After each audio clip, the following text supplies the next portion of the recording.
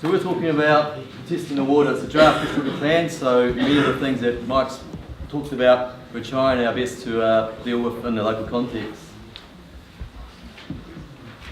This thing works.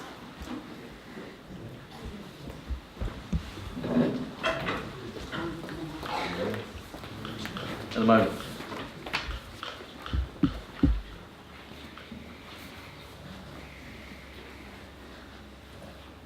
Okay, what and why? I think Mike's very well put out why we're doing it.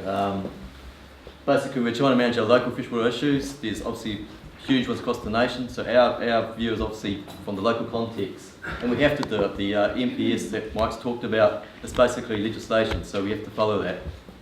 And we need to. The key thing is it's not just for now, it's for future generations, so unless we do that, we're going to be basically not doing responsibilities for the future. And our area is pretty special. There's quite a few cool areas, and here's a few images, but it's something that's definitely worth making an effort about. So in our context, community expectations is a key driver, and I think that video alludes to the fact that it's getting your message across to the council about what you want and how we can do it.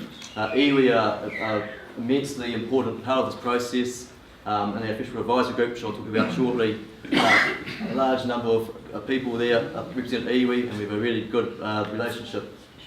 Going forward, the rest of the community is all sorts of everybody. It's recreation users, farmers, horticulture, it's about our economy, it's about drinking our water, so it's a whole mix, so we're all in it together. And again, the future generations, I mean, it's this the thing, when we look at our forward planning, it is about today, it's about tomorrow, it's about 100 years, 700 years carrying on. We've got to actually think in that kind of time frames. And the challenges that Mike pointed out, these aren't short-term fixes. These are things we have to start getting right. We've made mistakes in the past, but we need to get it right now so we can move forward. I'll pass over to Lois, who's going to talk about some more about local issues in a little bit more detail. Thanks very much, Jeff. So I'm just going to talk about what our local issues are that the Council and the Freshwater Advisory Group have been looking at over the last 4 years. So we've been thinking about freshwater for a long time, actually well before this national policy statement framework came out, and that's because water is really important in our region. So one of the big drivers of the Council starting to think about water in our region is because water use and demand for water use is a really big issue. So we have really high value water used from our aquifers, from the Waipawa River, the Poverty Bay Flats. We know that they're kind of the food basket for much of the country, but that water is declining in our aquifers, and we've discovered that we've allocated too much water from the Waipawa River.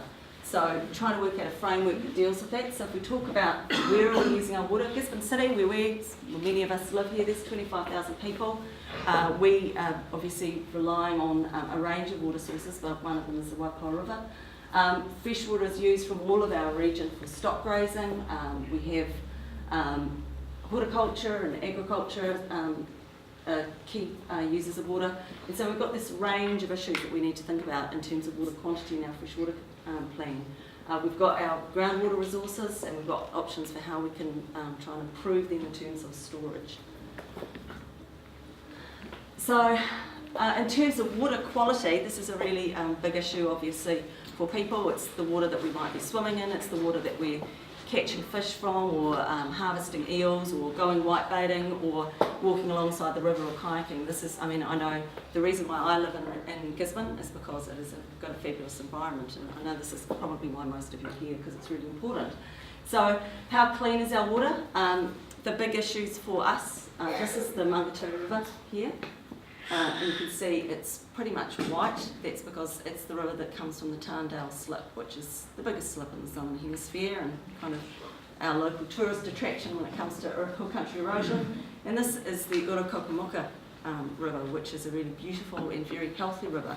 You can see what happens when the two waters mix. So that's the kind of situation we're facing with sediment, and many of you will have heard about the work that the Council's been doing for many years with farmers around replanting really erosion-prone areas, but that's going to be a 30-year project, and in fact we're not really going to see a lot of improvement in many of our worst rivers for sediment for probably 50 years. And that's when we know what sediment does to aquatic life, that's a really big issue for us to be thinking about. But it's not all grim. We've got rivers like the Urukokamuka, which are like this, and it's really important that we keep them that way. And so that's a big thing that we're thinking about in relation to the freshwater plan. The other big issue for us in our region is fecal pathogens, and that has a big impact on whether we can swim in our waterways. We're very fortunate that nutrients are not a big issue for us. We have a very sort of wide-ranging, extensive farming, and so we only have one river in the region that we are concerned about nutrient levels, and that's our river here, the Tairawhiti. So there's lots of things that we can do to improve water quality, and this freshwater plan that we're developing tries to look at that whole range of things. So what we do in relation to horticulture, what we do in relation to tree planting, some of the things that Mike has talked around about. Wetlands, I think you mentioned that in the Manawatu you've got 2% left of your wetlands, we've got 1% left. So we are probably the worst in the country in terms of how many wetlands we've got left. So what we've got left are very precious, and we have proposals in the plan around how we'll manage those better. So a range of things that are being looked at in the plan around water quality. Back to you, Jeff. Thank you. So in terms of the plan development, the key thing's been community input. The Freshwater Advisory Group, I've got a family's photo of them coming up next. We've had 2 rounds of general community engagement, so we've gone right around the district.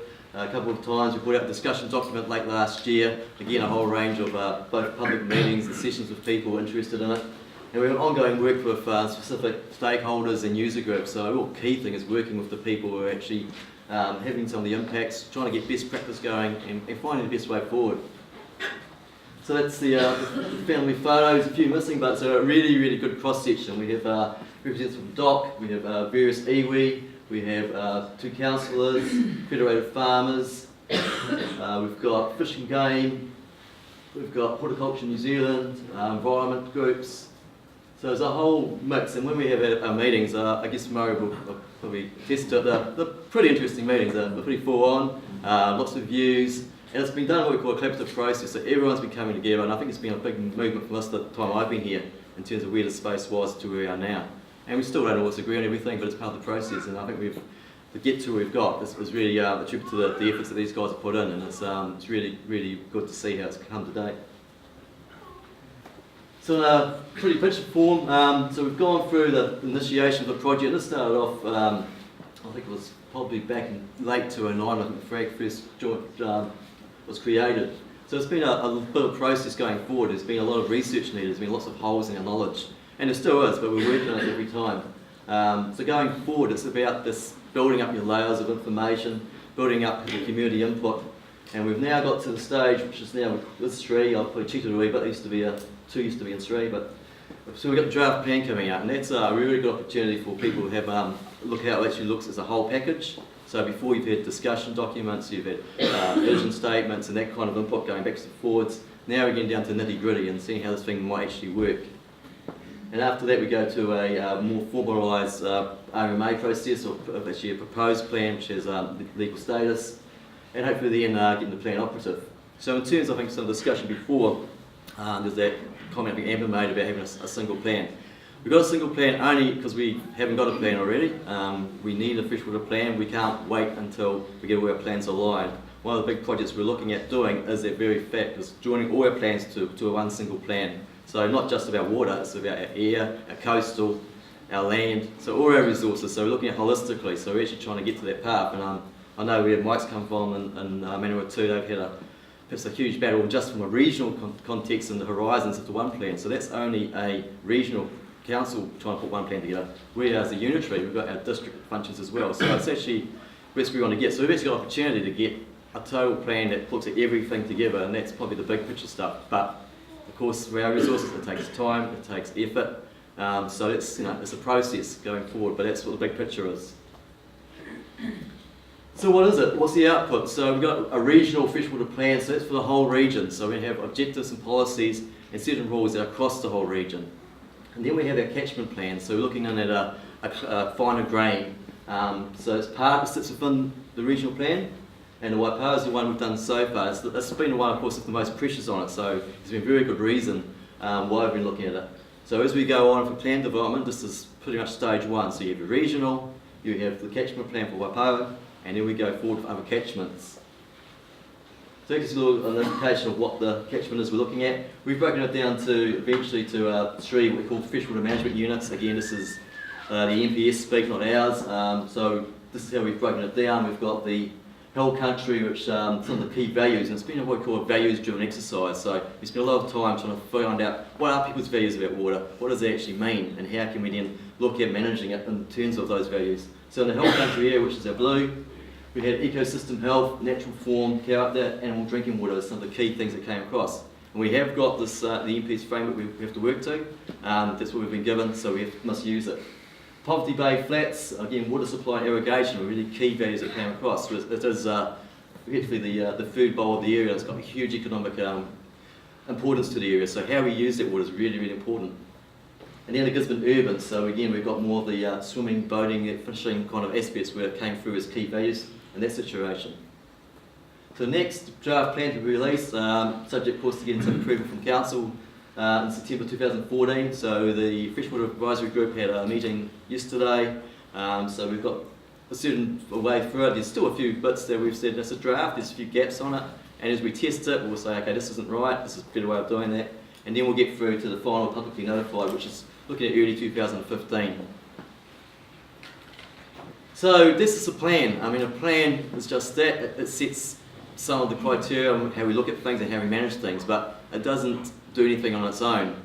We're looking at other ways of trying to actually make real improvements. Part of it is a range of projects. The Mayor said at the start, it's obviously a very popular topic, and it's going to be important getting your guys' support for these projects as we move forward. And I think the key thing too, I think Mike alluded to as well, that to make change, it's not about us sitting here writing a plan and talking to people, it's about people going out there and doing things, and that community, I guess basically community spirit is what does it, and it's people getting together and you get the momentum of, look, we want to make things better, we'll find how we do it.